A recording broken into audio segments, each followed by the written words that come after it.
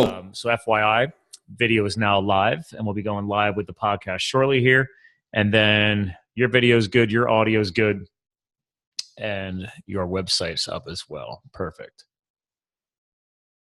And good. All right. Well, stand by to go live, and you'll know when to pop in because I will introduce you. So, and we're going live on the pod. All right. Good day. Good evening, ladies and gentlemen. Welcome to another Live the Fuel show. So this evening, I've got another one of these newer contacts, these newer networking connections, thanks to the power of, I don't know who actually connected me with this gentleman, because there's these new services now in the podcast world that people are reaching out to me and introducing powerful new co-hosts that I can bring on to you, the listeners. So I don't know which one, because there's now 3 different people contacting me now to give me people to chat with. But I enjoyed finding this gentleman out of the massive list of people that I now get over the past month, because this gentleman is a fellow former firefighter like myself. And I'm really intrigued to get into his lifestyle and his we'll just say story of entrepreneurship, because real quick, I'll give you guys a little bit of his bio here. He was a professional firefighter for 12 years. He worked at the busiest station on the West Coast. As somebody who has served in Arizona and all over the West as a hotshot, I know that California and the West Coast, they get a little more action than us here on the East Coast. We have a little more moisture here than they do usually throughout the year. But while he calls it his dream job, he was injured. Unfortunately, a lot of my fire brothers and sisters, that happens. It's not exactly the safest job in the world, but it can be one of the most fun. But long story short, got injured. He left with chronic back pain, helped him realize he needed something to fall back on. We literally just chatted right before we fired off the recording today, and he kind of dropped a hint about the whole love and relationships and how marriage is also impacted by our life decisions. But anyway, retired early from the fire department, 34 years old, began his own branch and team in the mortgage business. His first full year, retired his team and did $70 million in production. That's a pretty significant dollar amount. I'd love to talk more about that because I don't know a ton about the mortgage. Now that I have a fiance, it's something I need to get into. So without further ado, I'm going to bring this gentleman on. Welcome to the show, Shane Kidwell. Thanks, Scott. Thanks for having me on. Excited to be here. I'm excited to have you on, sir. I love to be able to honor my fellow brothers and sisters from the fire world, and you definitely served longer than me, sir. So kudos to you, because now, see, you were based in California? Based in Seattle. And, I used to travel out there all the time. To be fair, my wife would say I probably worked longer than I should have as well. So, I worked 12 years at the busy station in downtown Seattle, and loved every minute of it. But at the same time, I'm an entrepreneur at heart. And as you know, being a firefighter, they tell you what to wear, they tell you when to eat, when to sleep. And it just really didn't jive with my entrepreneurial brain.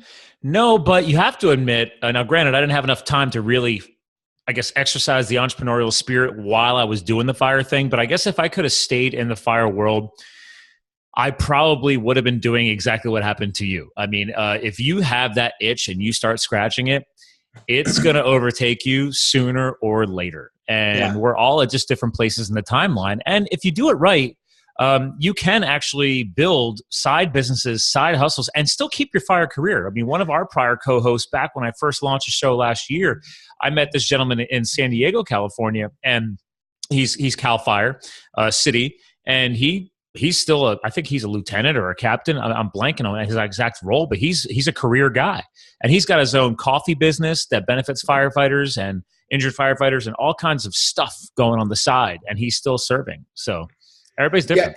Yeah. It's funny you mentioned that side hustle, because that was my kind of fear of stepping out on my own is, man, I'm giving up a pension. I'm giving up a great job. But it did allow me the freedom to take risks that maybe if that was my only job, I might not have taken. I mean, it's hard to be an entrepreneur on your own, starting from scratch with nothing, and again, I don't have kids, but I have a wife. And we have bills just like anybody else. And so, it allowed me the opportunity to grow, to be creative without, obviously losing my shorts, so to speak. Well, and I love being transparent. I just say it how it is in this show. This is open conversational format, and I love bringing truth to the audience. And let's be a little bit real here. You kind of dropped a subtle hint about that family. Yeah. And I don't have kids. I'm not married as of yet. After all these years, I'll be turning 40 later this month, and I'm finally engaged, as some people would like to say. That's only because me being the never-ending bachelor and the firefighting did not help with that. It did not, no. You could probably attest to this. I try to explain to people that it was only 2 years, but I served as a hot shot. So you being in Seattle, you're on the West Coast, you know what wildland is, because Washington also has wildland. And now, granted, I never got assigned to a fire up there, and which upset me because I used to go out there on business because I used to be an analyst with T-Mobile before I was a firefighter. Yeah.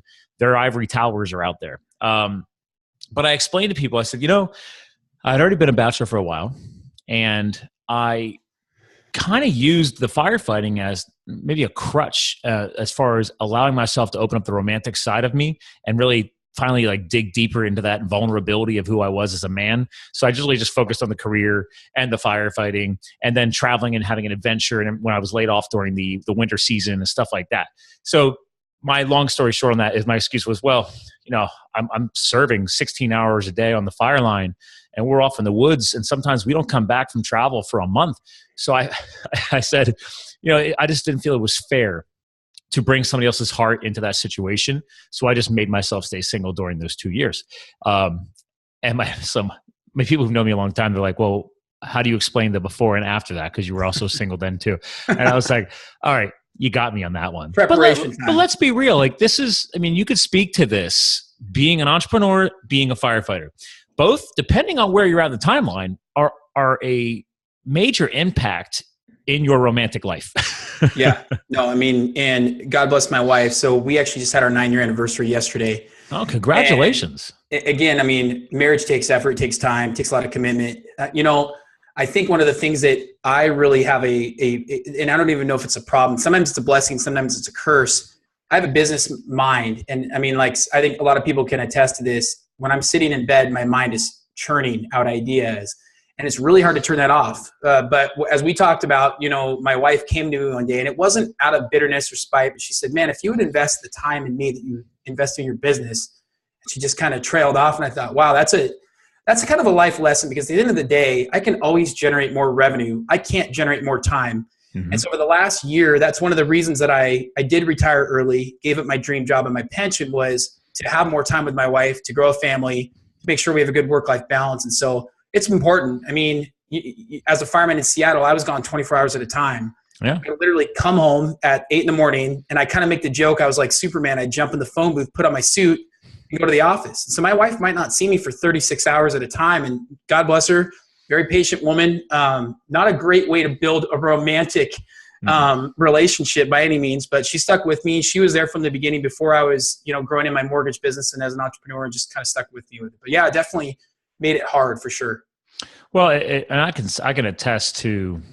It's funny because I grew up in an entrepreneurial family. Like, my father has never worked for anybody, and I saw the struggle, experience. Like, we didn't always own a house. Like, my dad would rent houses and stuff like that. So I watched that, I learned over the years that he had gone through a couple bankruptcies and then would rebuild, never giving up, never surrendering.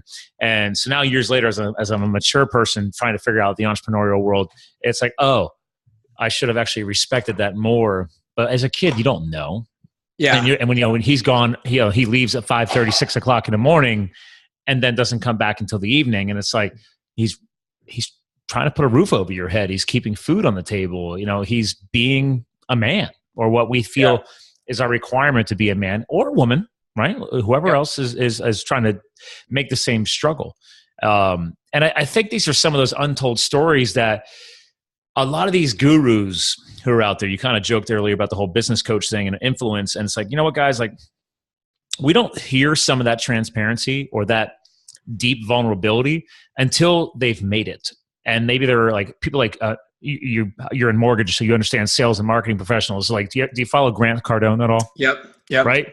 Powerful platform. The guy just says it how it is. I have his book right there. Be Obsessed, Be Average. I have the audiobook. Actually, he gave us that physical book at the Thrive Make Money conference I went to in San Diego last year. It's going to be in Vegas this year, and I'm going back there again here at the end of the month.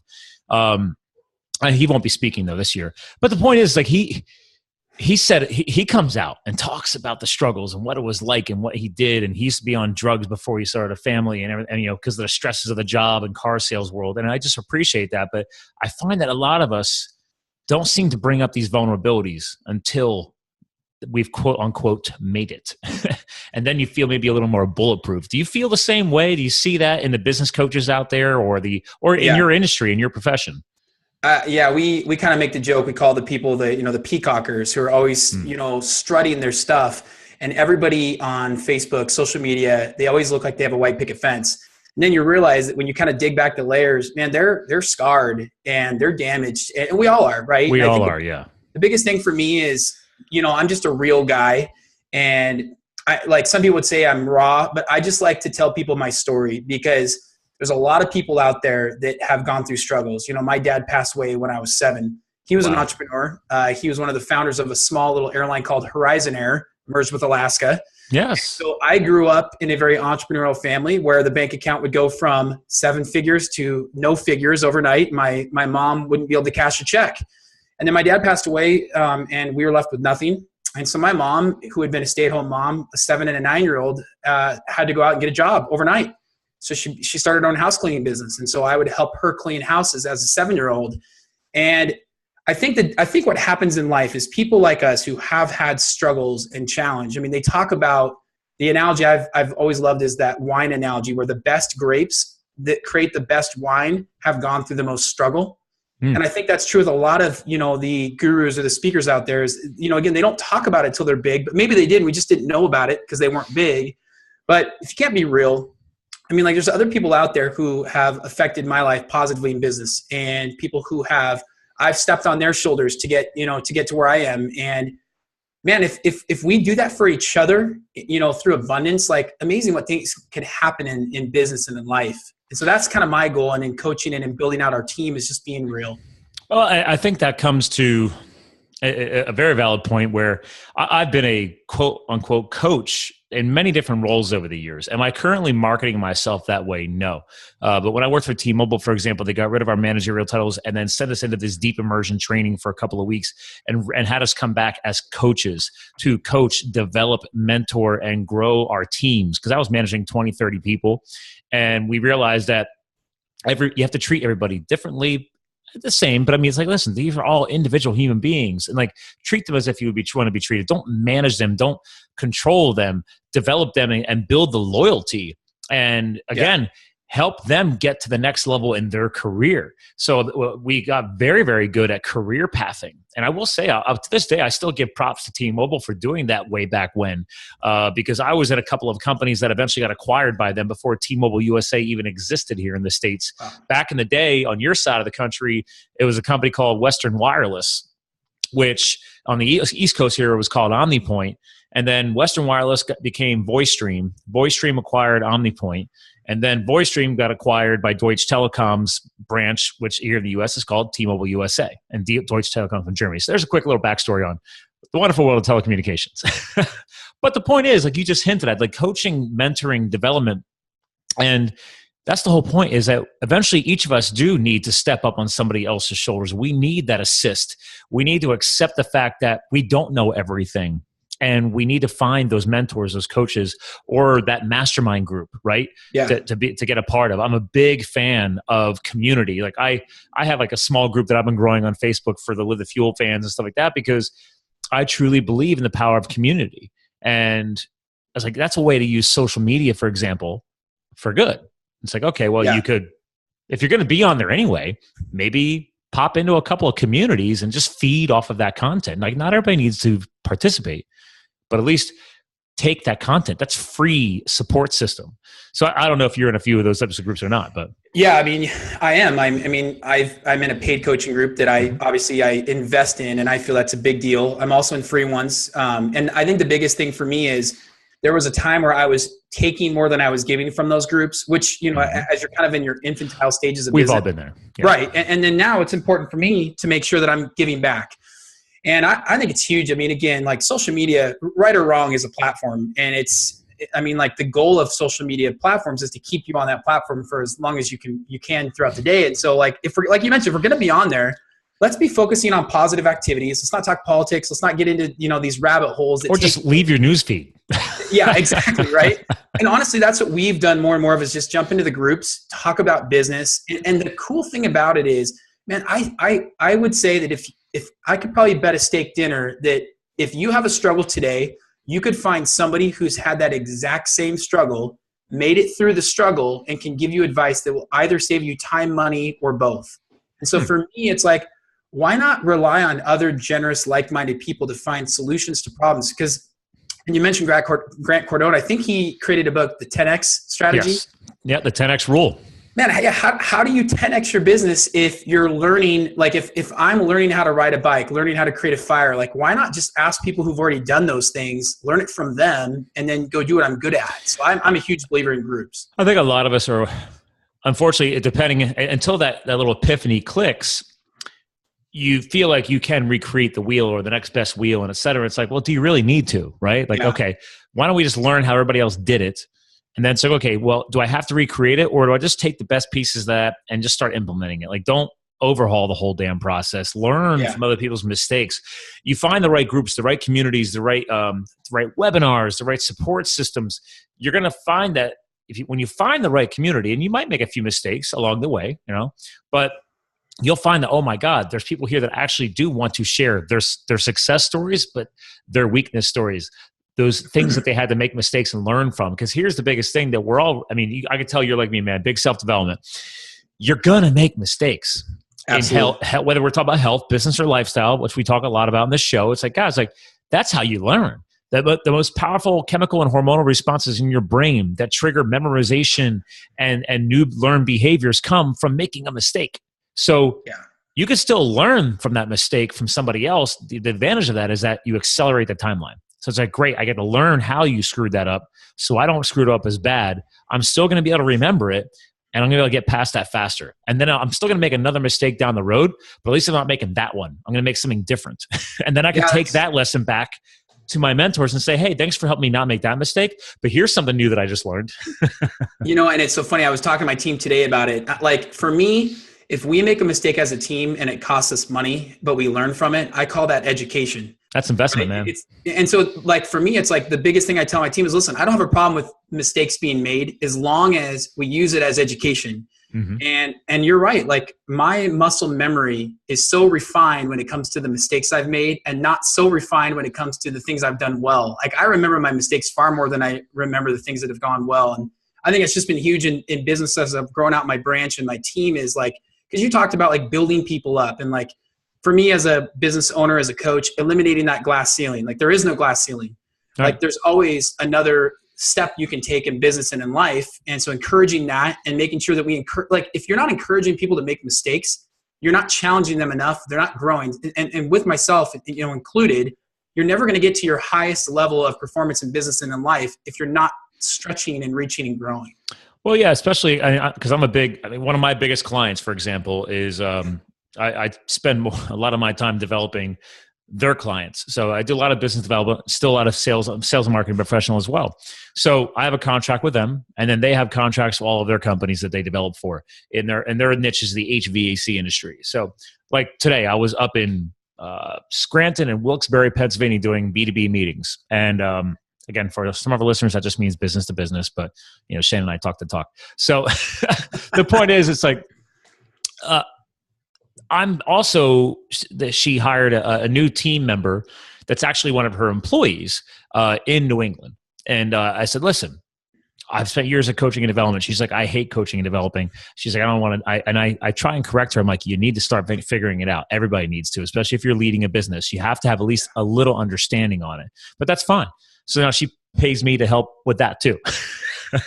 Because I don't mind doing it. I enjoy doing continuing education calls every single week and then going over his struggles or his opportunities, because he's younger. He's newer into the sales professional world, whereas I've been doing it a little bit longer. And that's the whole point, is that my master plan is that dude eventually breaks the records that I've done for her company and her clients, because then I did something right. And that's that legacy that you aren't necessarily leaving behind, right? Because I'm not I'm not firing them as a client. They're still a client of mine. We're still a growing business and getting paid for it. But the whole point is like, is there going to be a legacy left behind if for some reason or when it is time for me to move on or their time to move on from me? Like, you want to leave positivity behind. And that's what you're talking about here too, is that you couldn't have done what you've done by yourself, right? You had to build a team. Yep. Yeah. Now, when you first started doing this, let's rewind back, man. Like when you were firefighting and then you're like, all right, man, I'm doing the whole suit thing on the side. Yep. Was that just you in the beginning? Absolutely. I mean, you know, and in the mortgage business, you have to work for a company. So you do have some representation and like, by default, you're part of Fairway. Yep. And by default, your manager is your coach, right or wrong. And a lot of times wrong. But yeah. I mean, so I started with nothing. And now looking back on it, I mean, I was a one-man band. I was performing 5 or 6 different roles. And quite honestly, not very good at several of those roles because it's not my skill set. Not that I didn't try hard. I mean, and that, you know, the biggest thing is that you can overcome a lot with effort. At the same time, I'm just not wired for certain things. I didn't enjoy certain aspects of the business. And when I was able to kind of take a step back and say, man, like, what am I good at? That 80-20 rule. Yeah. Like, what 20% of my day produces the most of my results? Only do that and pay other people to do everything else. Not only are you empowering yourself, you're growing your business, you're also empowering other people because now I'm employing people, which, man, that's pretty powerful. And like you're giving them a purpose. They're giving them a salary or a future income, or for them to become what you've become, right? They can eventually be their own team builder. Yeah. Yeah. And that's huge for me. And that's a big thing for me is like, the question I always ask myself is, can you ever like give too much value? Can you ever give too much? And if you're working with good people and you're aligned with like-minded individuals, I don't think you can. I mean, like the more I give, the more I get back. I learn from somebody every day. And it's just been my mentality. Okay. Well, so you talk about a little rewind of what you were just saying in the past few paragraphs here is this. You were talking about focusing on your strengths, outsourcing your weaknesses. Yep. Have you ever heard the author, Mark McGrath?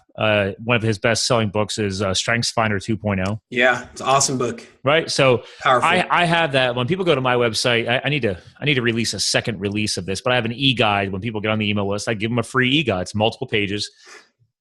Excuse me. And it's got like my best top recommended podcasts, ebooks, everything. And StrengthsFinder 2.0 is one of the number one books that I recommend to all of my clients because I'm like, guys, even if it's only 1 or 2 of you or by yourself as an entrepreneur, do you know the strengths that you bring to the table? A lot of people don't. Would you agree or disagree? I totally agree. And I mean, like what we do, anytime we hire anybody in our organization, in fact, before we'll even interview somebody into our organization, we have them fill out a DISC profile. And that really, I think that really works really well with StrengthsFinder. StrengthsFinder is more of after we've hired them and we're looking to now coach and mentor and build up, we use StrengthsFinder. In fact, I was just talking today with one of my mentors about taking our group of loan originators and doing StrengthsFinder again, just to, again, always be refined. Revisit. Yeah. Well, it's funny because that client I was just telling you about, she just called me today.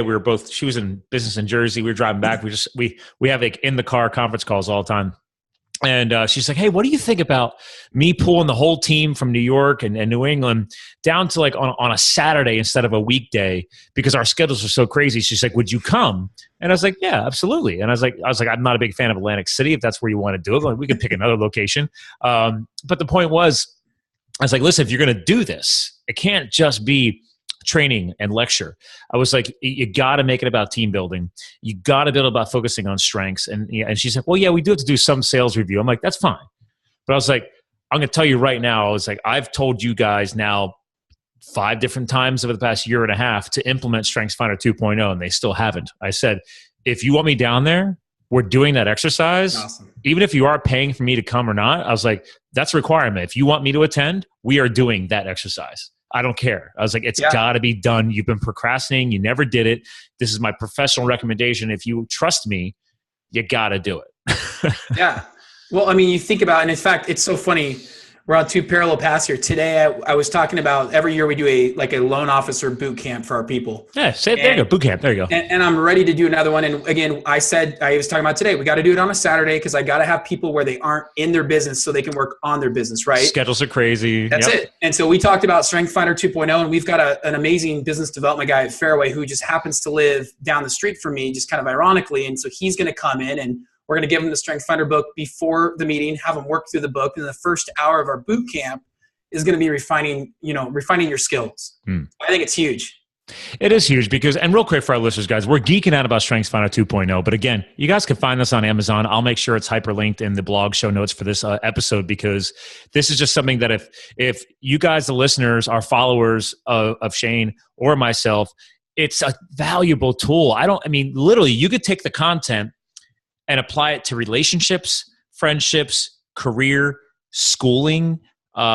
You could be 18, you could be 16, you could be 25, you could be 55. I don't care, because it's all about taking that tool, using it as a tool.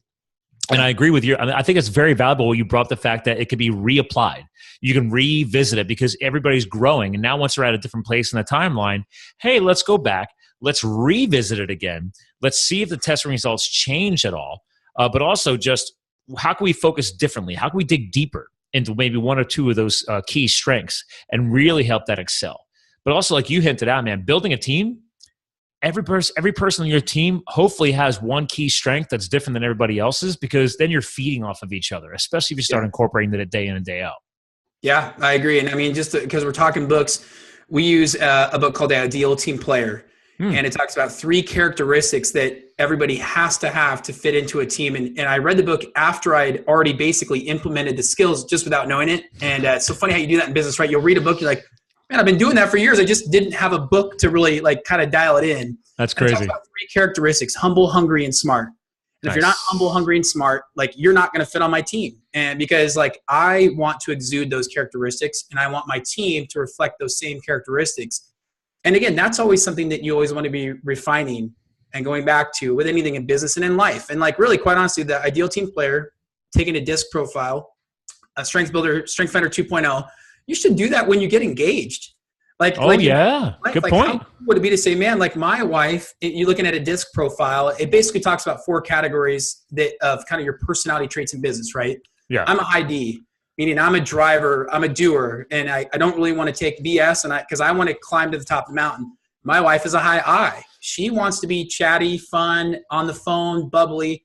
So we complement each other with those 2 characteristics. And although it's a business test, it works really well in life. So it's just funny you brought that up.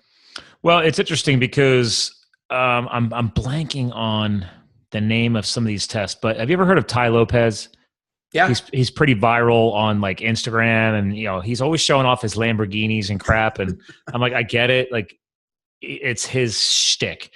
But he spoke at that Thrive event last year too, along with old school powerful influencers like Jack Canfield.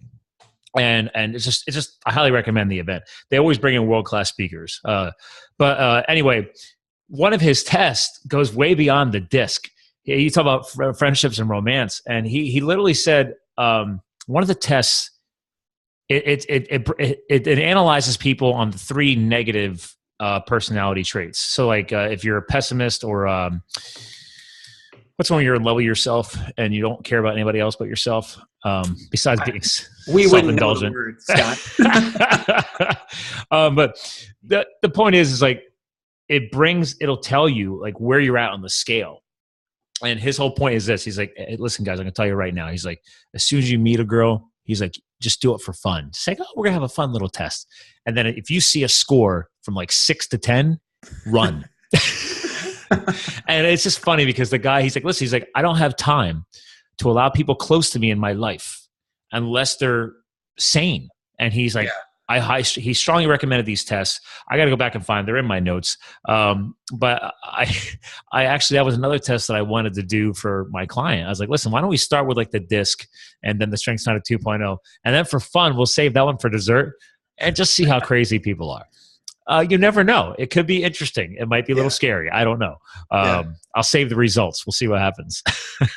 But you don't know. And that's the whole point. It's if these tests aren't 110% correct or even 100%, but if you're 80 to 85% there, I'm a little more confident looking at those results. I don't know. There's a lot of science that have gone into this content. So we use a disc profile every time we interview somebody, and man, it's amazing when you take it on yourself how true it is to your characteristics. Oh yeah. Yeah. And again, in the end, these are just tools to the listeners, guys. He's talking about tools. I'm talking about tools. We'll have all this stuff noted, but the point is there's plenty of tools out there. Don't ever feel that you're lost or you're missing the guidance. I mean, this is the power of podcasting or YouTube or again, using social media for something intelligent. Find good mastermind groups, coaching and mentoring. I mean, clearly, so it sounds like you've created some of your own inner circles for your profession, right? Is it just mortgage and loan officers, or how's your niche here? Like, give us some more background to you and your inner circle, I guess. Yeah. So, I mean, my inner circle started obviously just with the loan officers in the branch I worked at. A couple of years ago, I fired my boss because he wasn't a like-minded guy, and that's when I went out on my own, started my own. Hold on, let's pause on that. How do you fire your boss? As in, you just say, I'm out and I'm going to start my own thing.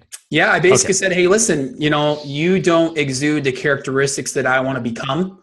And unfortunately, by default, you're my mentor and my coach. And I don't want to, and I found myself, and I think this is true for any sales job, especially the ones that are high profitability jobs. I was gravitating towards those people, and I didn't like what I was becoming. And so I did. I walked into my branch manager's office, said, hey, I don't like, who I'm becoming. I'm starting to look a lot like you, and I don't like that. And just kind of cut through the BS. I fired my boss, started my own company. And, I kind of one day had an epiphany. If I'm a stock, would I invest in myself? And if I won't invest in myself, like, what am I doing wrong?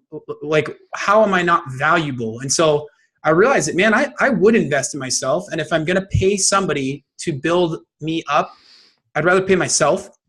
And so I went out on my own. So my networking group started with people in my branch. It's now branched out all over the nation. I've been in some different coaching groups, mortgage specific, and now not mortgage specific, but sales specific. Well, and quick to benefit you again, to our listeners, guys. I mean, I didn't realize you'd gone almost nationwide expansion here. So real quick for the listeners, again, this will be in the show notes too, but you can check him out at kidwellteam.com, and that'll take you to his Fairway. And basically, Fairway is an independent mortgage corporation, meaning that anybody can, I'm guessing, open up your own franchise. Is that kind of how you're niched in there, or is it a little bit structured a little bit differently? Yeah, so it's a private mortgage bank, fourth largest in the country. Okay. And while we're talking, I'm going to share this. Go ahead. Keep going. And they wouldn't say that it's a franchise model, but I think it's the easiest way to explain the model. So I'm the branch manager. I'm a producing branch manager. And I think the thing that really means to the average loan officer out there is I'm in the trenches every day. I'm working with real estate agents, working with clients. I'm going through the same struggles they are. My specific branch is licensed in Washington, Oregon, California, Arizona. We're looking to branch out fairways in all 50 states. And my personal goal is to branch out into other states under our platform. Okay. So my networking has been all over the country through like-minded mortgage and sales professionals. And then I just launched, and I'm just launching my own consulting company that will encompass CRM.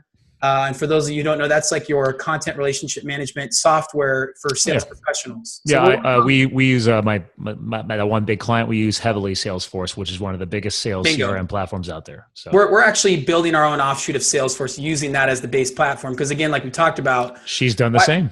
Why reinvent the wheel? So so I'm doing that for mortgage specific, and so that'll be under my consulting platform, H4 Consulting. And then, so I'm like, my goal, like, and you talked about having side hustles, like in our business, there's so many things that we do where I say I grew up on a farm. I'm kind of a farm boy at heart. Biggest thing I would say is like when if you grew up on a farm, you have a cow and you take the cow. I grew up on a farm. Okay. So you'll understand this. So like right now in business, what a lot of people are doing is they're taking one of the cuts from the cow, the filet mignon, and that's all they're using. Why not use that whole cow? And so for us in my business, man, I'm already using CRM and I've already developed my own CRM. Why not share that with others? Why not share our coaching and some of our technology with others? Dude, we're so parallel right now, man. Like this is cool. I've been preaching this to my client. She has spent the past 5 years. You're probably using nowadays, they're calling it, she's using the Salesforce. It's called the Partner Portal. Okay. So it's a side offshoot. She still has full like Salesforce, full licensing access to your traditional, but then like the Partner Portal is different. Like myself and the other contractors only see what she allows us to see. And I told her, I'm like, Jen, have you built this to the point where literally you could just package this up and then copy and paste this for another sales rep firm? Because that's what she has. She has a manufacturer's sales rep firm. So manufacturers, instead of hiring their own salespeople, hire sales rep firms. So she has the whole Northeast from Delaware to Maine. And when companies want to hire her and her agency, they get that coverage. And then but then everything's being managed through that Salesforce platform. And it's like, and she said she already knows that she has spent a long time custom building it. You know what it's like. If you've built it on that platform, she's looked at hiring people to build custom objects and all this other programming, blah, blah, blah. And she got developers in India. Yeah. She figured it out on her own. That's how smart of a cookie she is. I was like, Jen, you've spent so many hours, so much time to save money to figure it out on your own. You could literally be a Salesforce consultant, independent third party, and teach other people to do what you've done and probably make more than what you're making with your primary business. But anyway, that's a whole other thing. And I think it's awesome you're doing that because it's a huge platform to our listeners, guys. If you know anything about business, or if you have anything to do with sales, marketing, whatever, if you build it on Salesforce, trust me, thousands and thousands and thousands of businesses and people are using Salesforce. It's massive. Yeah. So kudos to you, man. Thanks, man. Hustling. I love it. I drink a lot of coffee and I move fast. Are you bulletproof in it? No, I'm not, but it's because I'm allergic to dairy, but I thought about it, man. I know I need to bulletproof it. Have you tested that though? Because as a health nut, there's definitely different tiers of dairy concerns, right? Lactose is not processed the same way in grass-fed butter as it is in milk, for example. So, but because like the percentile of, again, we're geeking on health to our listeners, is what I do. The percentage of people that actually have a legitimate dairy allergy it's very minimal. Usually there's like different tiers and different levels. And usually it's just to do with the traditional milk world. But butter and cheese, for example, are processed completely differently. So I wish I wasn't. So funny, crazy story. I didn't have an allergy as a kid growing up. Yep. And through my job as a fireman, I think I overstressed my adrenals and my body started saying, hey man, enough's enough. You've done too much to us. I actually got a blood test done and have a bunch of food allergies that I never had as a kid. So, the last year for me has not only been resetting, really understanding what's important, prioritizing my life, 80-20 rule, but it's been kind of working on my health too. So yeah. Well, yeah, you hinted here, and I'm just going to stop sharing the website. Again, to our listeners, guys, this will be on YouTube as well. You'll be able to check out what we're kind of plugging around here. I'll be doing some more sharing here in a bit, but in the notes you had sent me ahead of time, like you hinted about obviously some back injuries. And I can definitely attest. I know exactly what adrenal fatigue is. I didn't know what it was at the time. But when, I just got done killing myself for 6 months straight. And like, to give you an idea, like we did 2,000 hours in 6 months in one summer. So, and I know you guys did a lot too, but I had city firefighting buddies of mine are like, that's a lot. And I was like, yeah, but you guys live at the station. He's like, yeah, but you were like in the woods a lot. I said, but the point was, I knew there was a problem when, I went on a vacation to Ireland and I'm backpacking in Ireland and I'm like, I get back and I have no energy to go to the gyms. This is just after I had left, firefighting. I was like, I'm just exhausted. I just need a month to rebuild. And then the second month goes by and I'm like, the energy's not back. Like, what's wrong? So people don't realize the value and the power of rest and recovery are so crucial. Huge. And when you're in extreme positions like firefighting, police, military, EMS, EMTs, it's very daunting. It's very exhausting. And it sounds like it definitely rocks your world a little bit. Yep, absolutely. So what did you learn from it? Well, in business and in life, like if you don't take care of your body, you're going to crash. And man, it was amazing how the creative side of my brain basically shut down when I was exhausted. And man, the more I've taken care of myself, like I made the joke today to somebody, man, I come up with $1 million idea every week. I'm just too dang tired to ever implement because of my body and what I've done to myself. And so, I think that's the biggest thing in business and in life. I'm a huge proponent of being efficient in your workday, knowing when to say no. Eating well. And it's funny, like you look at you go to LinkedIn and they say post about what the most successful people in life do. They always start early. They always exercise. They diet, like all those things. Like rarely do you see a really fat, successful CEO, right? Like, most people who are really successple, they're power players. Components of that, is health. Yeah. Yeah, because they know that if they're going to, and I hate using this term, but I'm going to burn the candle on both ends. Yeah. And I was like, then you're going to crash and burn because I've experienced it. Yep. You've experienced it. Yep. We can talk to this. We can teach this to other people that the old school claim to fame of, and I used to be one of those guys, man. Like even when I had my professional gig and I was working my way up in the big business world, and I was like, oh, I'm chasing the salaries and the promotions and blah, blah, blah. I just, I'm going to go be a bartender on the side. And then when I stopped bartending, I always had, until I became a firefighter, I always had a side job. Even when I had a professional job, I would go teach spinning classes at 6 o'clock in the morning because then I'll be awake for my job. Yeah. And then I would go in and coach and lead people. And like, I was like, I think back now, I'm like, why? I've always had multiple jobs. And I can't explain it. So now technically I do, because now I'm building these little side businesses and I run a podcast and everything else. But it's like, it's different now. It's something that I have control over, and I've had to learn from that. And like it's like, dude, if I'm going to launch a Salesforce-based platform as a consulting company, I got to make sure that I've built a successful team that's covering, is pulling some of the strings that I used to have to pull. So I have the freedom to do that and not negatively impact your wife and your family. Yeah. And that's huge. And I mean, full circle. I wouldn't do it if I didn't have such an amazing team. And I mean, that comes back to empowering people to be awesome.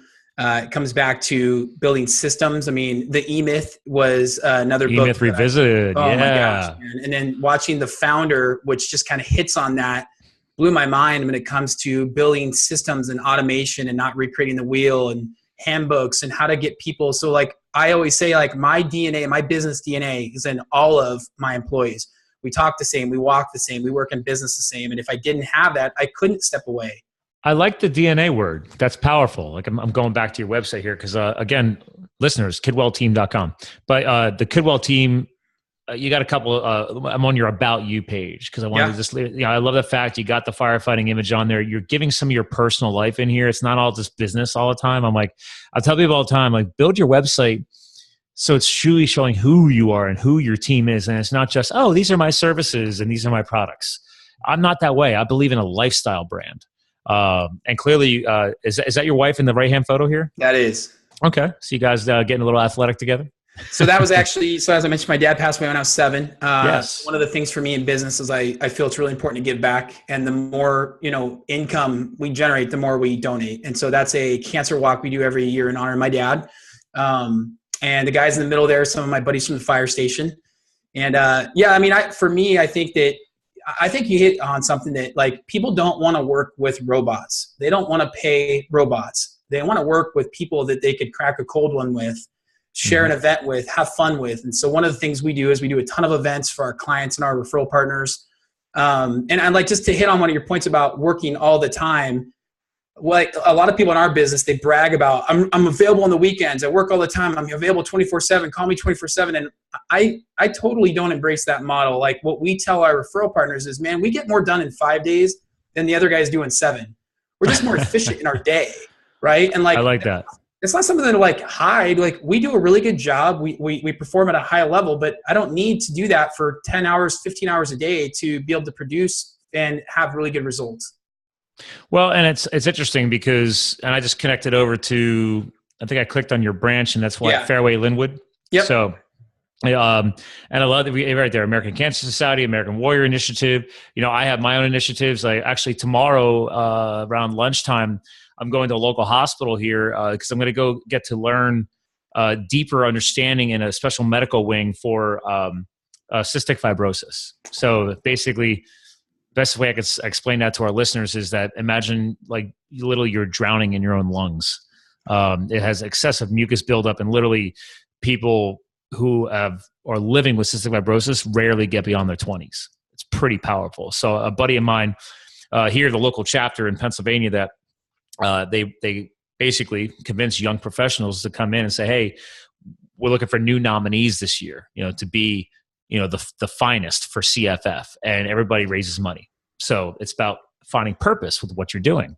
And it's just powerful because I was there for my buddy last year, and we exceeded his goal, and went to the gala, went to the dinner, and I got to, meet one of the people who are living with it. And she said, I was supposed to pass away 8 years ago. Wow. And I was like, wow, and she's literally like 24. And I'm sitting there like, this is ridiculous. Like, and now fast forward a year later, I'm turning 40 this month. And I'm like, this is what it's about, man. Like one thing I've had to learn, and you being a firefighter, I'd appreciate this because you said, you had to give up your pension, right? That warm, fuzzy feeling of that's what I learned about government. Like I never worked for government until I did the firefighting thing, and everybody's like, "Oh man, like you could have went federal, you could have went career, you'd have a pension," and I'm like, I'd just be a part of the cog, man. I'd be trapped in that funnel, and I realized deep down that I wanted to do something with purpose. So I've always done. That's why I kind of left the corporate world to go do the firefighting thing. I thought that's what would help me feel better. But then I realized I had this tug of war inside because I still wanted money. But I know with money, I can do more with it. I can give back more, right? I'm not looking for the mansion, dude. I'm not trying to be Ty Lopez with the freaking Lamborghinis and shit. Like I don't do that crap. Okay. I care about people. I care about giving back and finding purpose. And clearly you get that. That's what I'm seeing on your site. I was just talking to one of my loan officers yesterday and I said, man, like if you like donate all of your time and you have a $40,000 your job and you just give it away and you become Mother Teresa, that's great. But what if you made 400,000 and you gave away 100? Like you can have a pretty big impact being really generous and still have a really impactful life for your family. And so that's my goal is like, there's that saying about holding on to the sand too tight. And if you hold on to something too tight, it like falls through your fingers. So for me, a firm belief I have is hold on to things loosely. Don't take it too serious. And man, give away as much as you can. And so like, I'm constantly checking in with my wife, making sure we're giving back, because at the end of the day, like if I focus on the money, I'm going to lose my core values. I'm not going to treat my people right. I'm going to start becoming, again, that person that I don't want to become. Then I'm going to have to fire myself. Yeah. That's hard to do. Right? If you're truly owning your stuff, it's like you got to step up, man. That means if you're not living it up, you're not setting a good example. You got to let that guy go, and that's you, man. That's scary. How do you fire yourself, right? And that's the wake up call I think a lot of us need to have, and that's what I got from going to that event last year. Because it's funny, because like my friends like Thrive, like is that network marketing company? I'm like, no, dude. Like it's just a guy who's a real estate mogul, does stuff down in San Diego, and he had almost died in a couple of car accidents, and finally wanted to change his life. Lost one of his best friends in one of those car accidents, and he was also tried being a firefighter, but injured his back and almost didn't make it back. Seriously, dude, you're gonna have to connect up with this guy. You have to come to Thrive, man. Like you and him are like almost the same. But his name is Cole Hatter, and he's the founder of Thrive Make Money Matter. And the whole point of that event, and so this is only its third year, but he just wants to bring together world-class speakers and welcome in entrepreneurs from all different walks of life and come in and you just learn for like 2-3 days straight from the best speakers in the world. Like I said, Jack Canfield, freaking Chicken Soup of the Soul, like spoke there last year. But the quote you just said about the 400,000 versus 100,000, I think one of the speakers said it was Philip McKiernan. Really cool, says it how it was, Irish accent guy speaking. And he's like, you know what? He's like, or this is either him or it was Grant Cardone. But long story short, it could have been Grant because the way I say this, you'll get it. He's like, listen, what's wrong with being a millionaire? He's like, if you feel guilty about becoming a millionaire, fine. Don't stop at $1 million. Make 2, give 1 away. Yeah. You're still a millionaire. Right? You still made $1 million. Yeah. And you gave $1 million away. So now you feel better about it, don't you? Yeah. And I was like, that is probably the simplest way that I could have ever placed it. It's like, great, you wouldn't feel guilty about making $1 million, then great. Make one more and give half of your earnings away. That should make you feel a little bit better. But that was the point that every single speaker was trying to get out there, is that what are you doing with your life? What is the legacy you're leaving behind? And you don't have to change the world overnight. Maybe going forward or in the next 6 months, you set a new initiative in your company saying, you know what, guys, maybe 1% of everything we do or 0.1% of everything we do is going to go to a new charity every year. I don't know. I challenged my clients to do the same thing. I'm like, I don't see you guys having a flagship sponsorship, charity, whatever. I was like, we're in sales, we're in business, we're making money. Like, what are you doing to align that? I mean, I don't know. I think when people start making those decisions, your business finally goes beyond just being a business. Now you're basically, I like to call it a purpose factory, right? Because you're still helping other people with mortgages or loans or whatever. And now your training platform and your Salesforce platform. But if you have alignments like you have with American Cancer Society and the American Warrior Initiative, it's like, oh yeah, he's making money and he's actually helping people at the same time. Yeah. And you know, it's crazy. And this is not why I do it at all. It's weird, but the byproduct of generosity typically is you see your business thrive. Yes. And so, I mean, not like I'm and donating that's what money. they talk about. Literally, I swear to God, man, you could be a speaker at that event. Yeah. That's exactly why they use that word. It's like, you want to see your business thrive? Start doing something better with your money. Yep. And I think it's because it shifts your mindset, right? So then it puts you in a place of generosity just in your mindset. So now when somebody comes in the door, you're approaching them with a different manner. You have a different energy. People feed off that energy. And I want to be around other people that are energetic and positive in business and in life. And I think that's the same. So yeah, I'm a firm believer of that. Well, it's funny too, because I'm starting to get into more speaking. And this is, right before we started the show today, I mentioned how I just launched this show a year ago. And I went to my first ever podcast conference called the Mid-Atlantic Podcast Conference last year. And he invited me back this year, and I had already bought a ticket to come back this year. And I told my fiance how I wanted one of my new income streams. I would eventually, I'm all about motivation and inspiration. I've been a ski race coach and cycling coach, and I coached in team. I've been a coach a long time. So I love talking. I have no problem speaking to people. So I was like, why not get paid for that? Why not be able to say, you know what, a cancer event comes up and they're looking for a powerful speaker, and I can donate my time. They don't have to pay me to be there. But I know it's worth something. And it's funny because she's like, oh, so you're getting paid to go speak, tomorrow night? Cause I'm going down to Philadelphia to speak at the conference. And I was like, no. And she's like, then why are you going? I said, because number one, I committed to go last year. I bought a ticket as an attendee before they even asked me to become a speaker. And I was like, third of all, it's only their third annual conference. I'm investing in them and they're investing in me. We're going to get something out of it. Yeah, I bought a ticket. I was like, I don't need to be paid to go speak at this event. I was like, it's only my first year being a podcaster. I feel guilty being paid to come speak at a podcast conference. I've only been a podcaster for a year. Yeah. So it's like, it's all in your mindset, because I know that I'm putting in the reps. Yep. And it'll all fuel a better result in the end. And I think too many people are focused in the now and they're not seeing the future. I don't know. What would you speak to on that? Yeah, I mean, like if I said to you, hey man, would you like to go shoot, free throws with Michael Jordan for free? Or would you like to wait until you get paid to shoot free throws? Man, I would like to learn for free. And MJ, hell yeah. Anytime you go to these events, like I always take something out of these events. And like I was in Wisconsin, in Milwaukee, speaking at a mortgage company's event. And my travel was paid for, but I wasn't paid to speak. And so I'm like, man, I get to go meet a bunch of other high thinking people. Like I would have paid for it. Why would you not invest in yourself? And if you're not always improving, you're being left behind by somebody else in business. I'm glad you bring that up, because my own fiance is an entrepreneur, and I was joking around with you earlier because you use Ring Central as your phone service backbone. Yep. She doesn't like that because she wants to have a live person answering, but the current service she's using screwed up a lot of times over the past week, and they haven't apologized for their mess ups. They're just saying, oh, it's okay, we fixed it.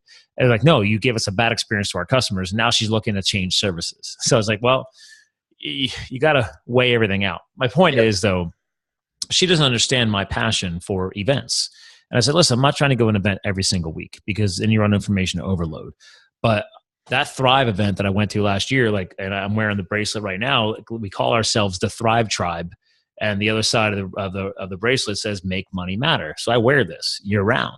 I'm not getting paid to wear it. And I'm a marketing guy. All right. I just had freaking decals done, for my brand and everything else. So it's like, dude, I get it. It's like, this is bigger. It's got a bigger purpose. And I was like, she's like, and the same weekend the Thrive is at the end of this month, I'm supposed to be at my friend's wedding. I'd already bought a ticket last year at Thrive to come back this year. I bought in early. That way I was committed. He wasn't marrying her yet. I blame him. And I had Cole Hatter on the show, and we talked about this a few weeks ago, and I aired his episode because Cole had never been on the show. And I was like, listen, I'm coming, man. I told my buddy, I'm like, your wedding better be on Friday night, because I'm going.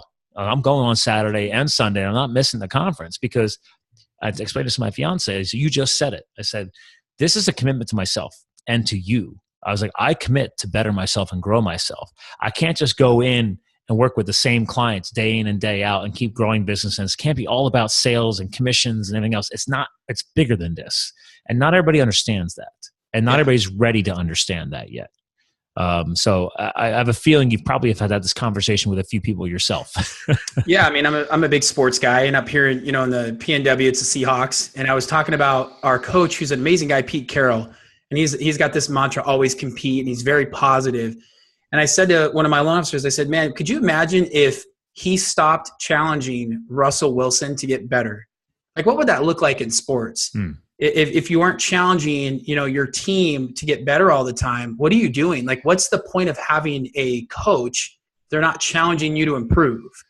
And if you're going to be a coach, you have to be able to self-challenge and to self-improve. And so that's a big thing for me is, man, if I'm not challenging myself to grow. On my team one time, they used to say to me, Shane, you move too fast. And I finally said, I used to kind of just say, okay, yeah, I'll slow down. I finally said, why aren't you moving faster?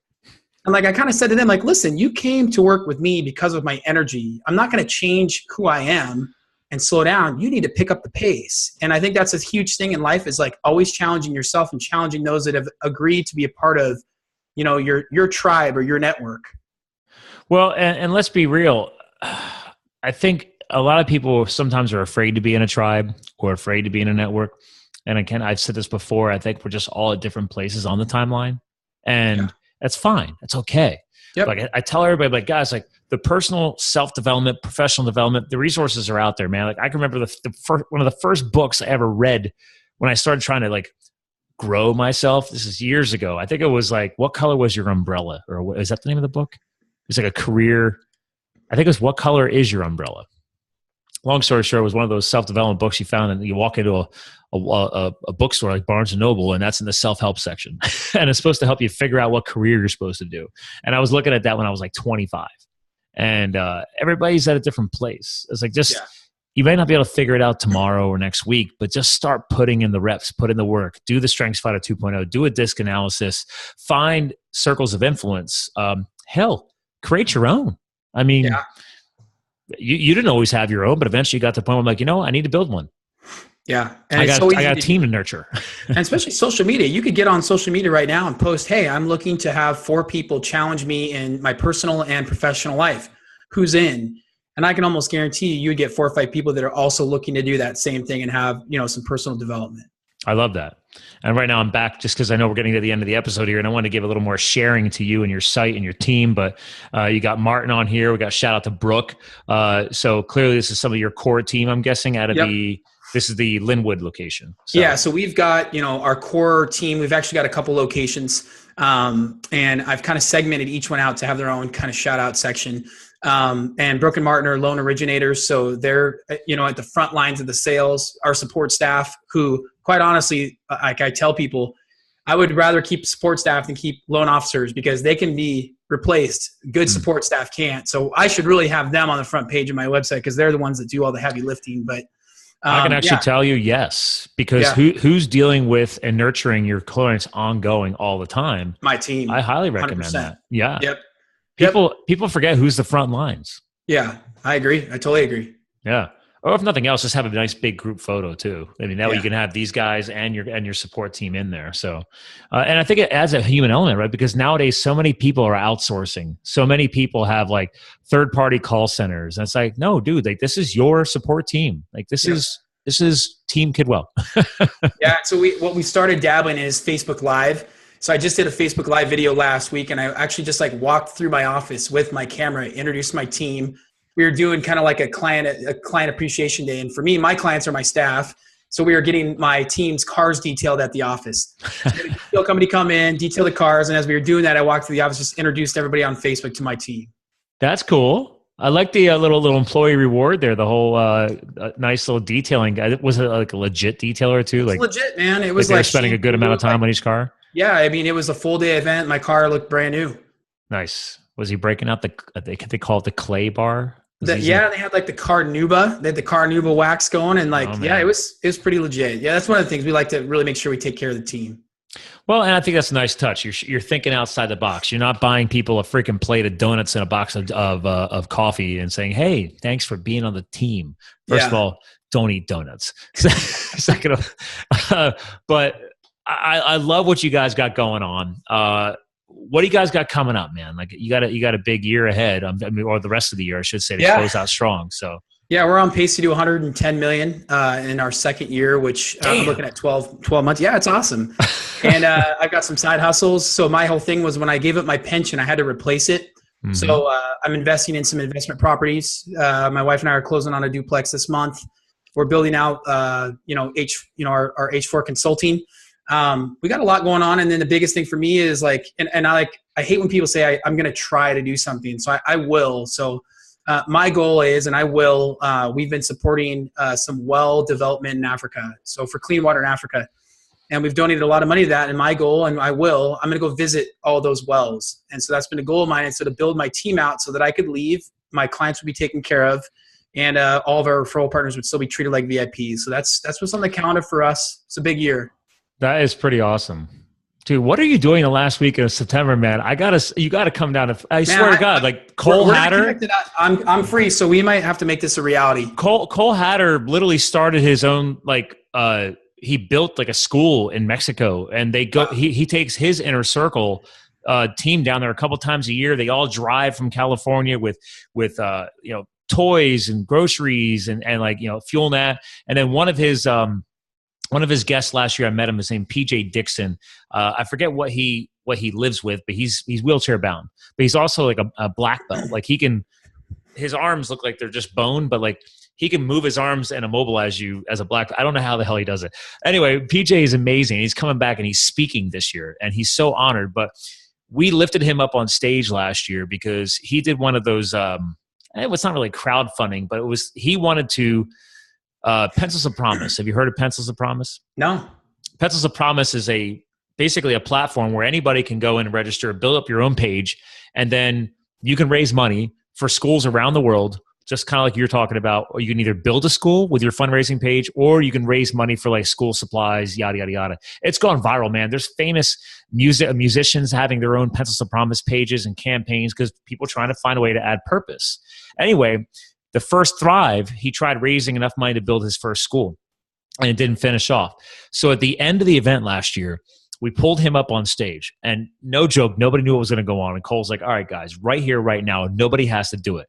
But we have so much money. I think we had to still raise like another 20 grand. And he's like, I've already set up a link. Start donating. He's like, you guys, we'll send people around who have cash. You want to do it online? Here's the link. He's like, I'm going to give us 5-10 minutes.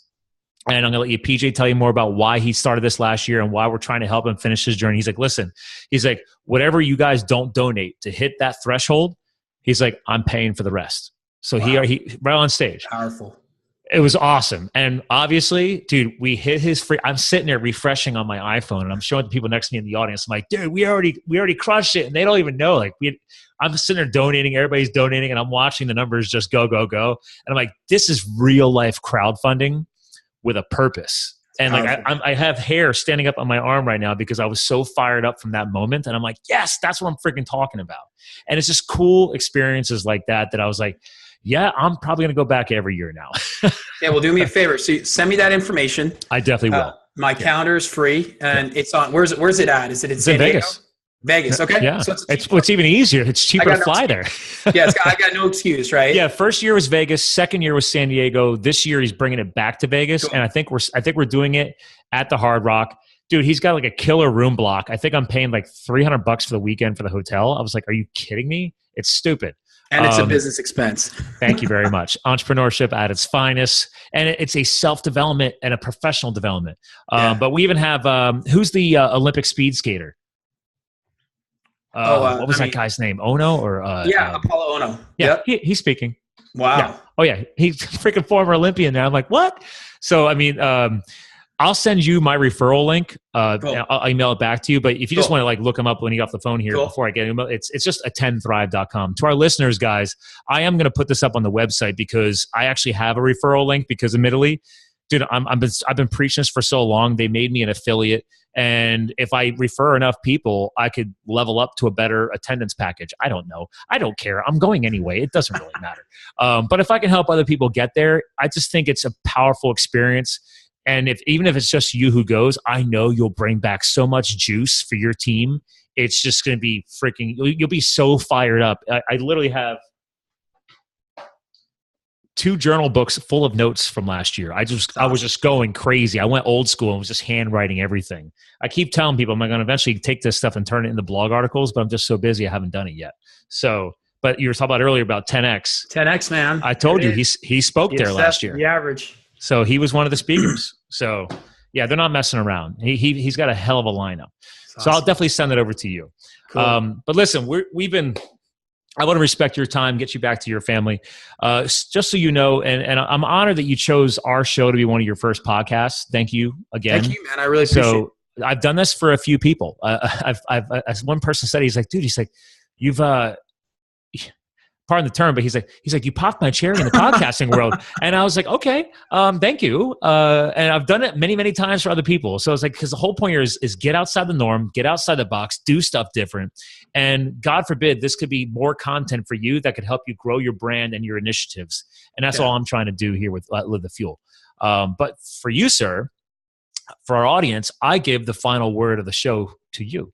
So I know this is kind of a last minute thing, but this is your opportunity to say, you know what, with our listeners, if they forget everything else we talked about today, it's like, because in blatant memorization, you usually remember the first thing somebody says or the last thing they say, but like your mission, everything you're doing, the bigger purpose, you know, what kind of message do you want to leave behind to our listeners so that way they remember you and they can follow you and go back to our show notes and click on every way they can follow and like you. Yeah, you know, I think the biggest thing I've learned and kind of in my journey, one is make sure that every ounce of everything you do and every second of every day is powerful and it's impactful to people. And it's not bad if that brings you financial gain, but make sure you give that financial gain back. Have a bigger purpose in life and have a vision of where you want to end up and make sure that you actually are going towards that vision. I have a vision. I'm sitting on a porch. I'm watching my kids playing in the lake. My family's healthy. My family's happy. That's my vision.